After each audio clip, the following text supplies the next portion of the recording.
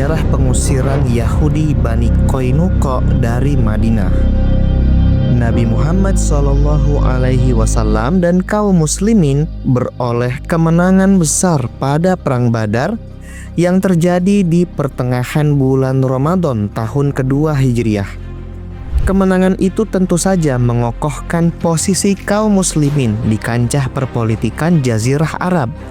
Kaum muslimin merasakan kebahagiaan tiada tara dan memanjatkan rasa syukur yang tidak terbendung kepada Allah Ta'ala.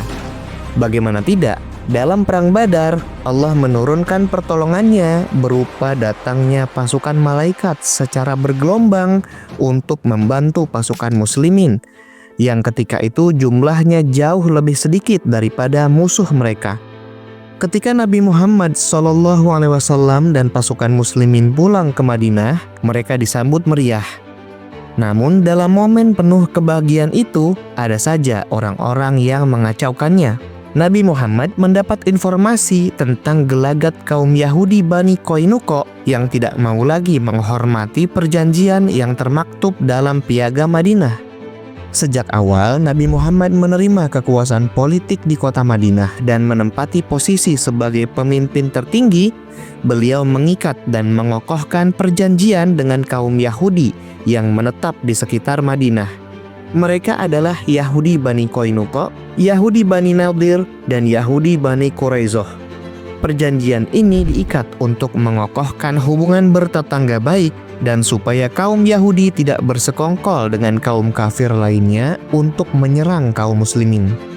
Seperti dituturkan oleh Ibnu Hisham dalam kitab Sirah Nabawiyah dan Imam Al-Waqidi dalam kitab Al-Maghazi, ketika mendapat informasi tentang gelagat pengkhianatan kaum Yahudi Bani Qainuqa tersebut, turunlah wahyu dari Allah yang diantarkan malaikat Jibril berupa surat Al-Anfal ayat 58. Dan jika kamu khawatir akan terjadinya pengkhianatan dari suatu golongan, maka kembalikanlah perjanjian itu kepada mereka dengan cara yang jujur. Sesungguhnya Allah tidak menyukai orang-orang yang berkhianat. Nabi Muhammad segera mendatangi benteng Yahudi Bani Qainuqa, memberikan peringatan kepada mereka.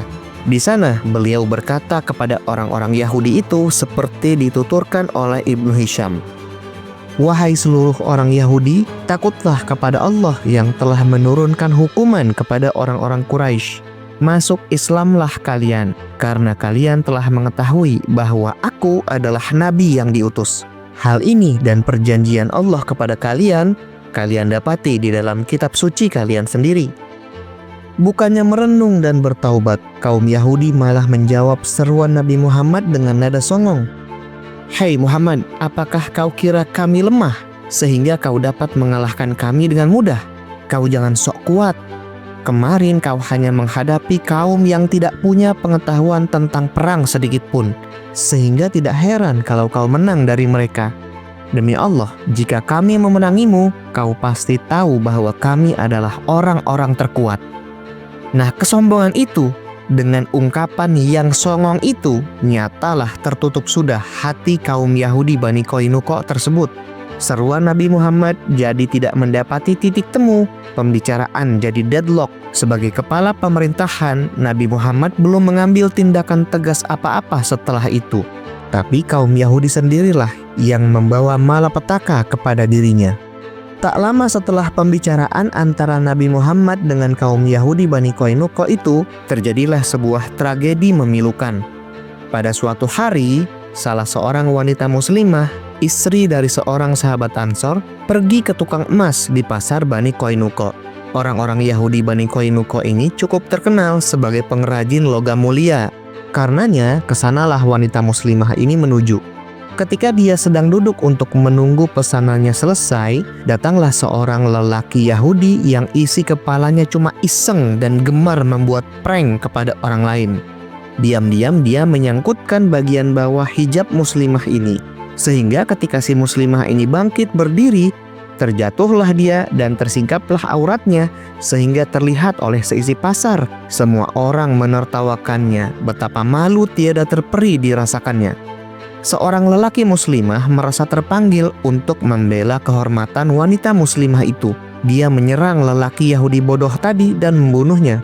Akhirnya, pasar yang dipenuhi orang Yahudi itu mengeroyok si Muslim sampai terbunuh.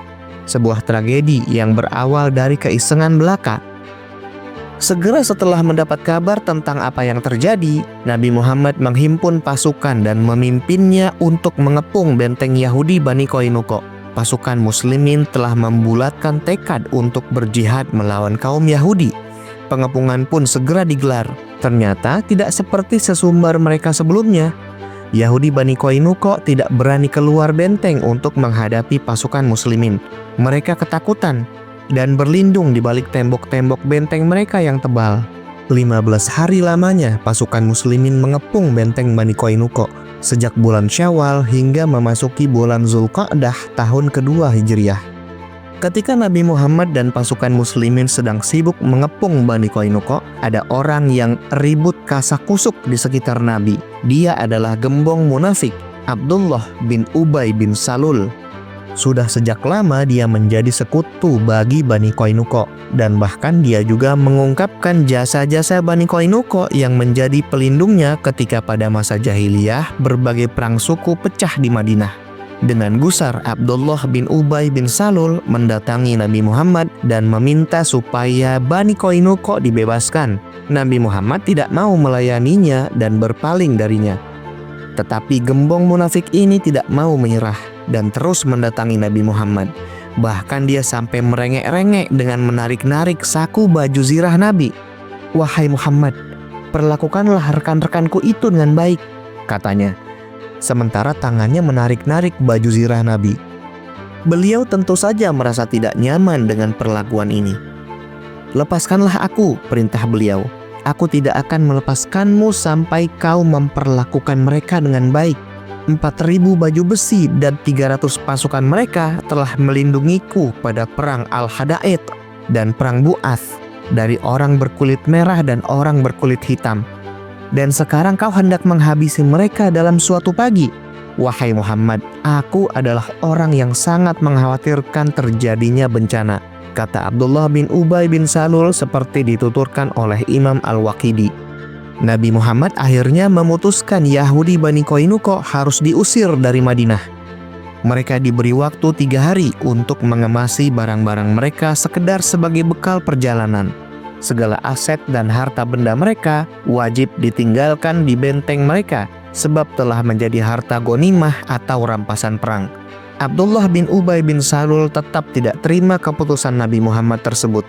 Namun apa yang telah ditetapkan beliau tidak bisa diganggu-gugat lagi. Setelah 3 hari berlalu, Nabi Muhammad memerintahkan Ubadah bin Samit dan sejumlah pasukan Muslimin untuk mengawal proses pengusiran Yahudi Bani Qainuqa. Pada masa jahiliyah dahulu, Ubadah bin Samit adalah sekutu Yahudi Bani Qainuqa tadi. Karena pada hari itu mereka mencoba membujuk Ubadah dengan mengingatkan persekutuan mereka dahulu.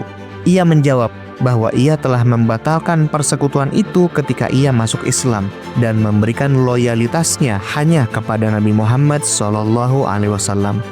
Seluruh kaum Yahudi Bani Qainuqa pun keluar dari Madinah dan menempuh perjalanan ke negeri Syam. Mereka pun menjadi kaum yang terusir karena perbuatan mereka sendiri.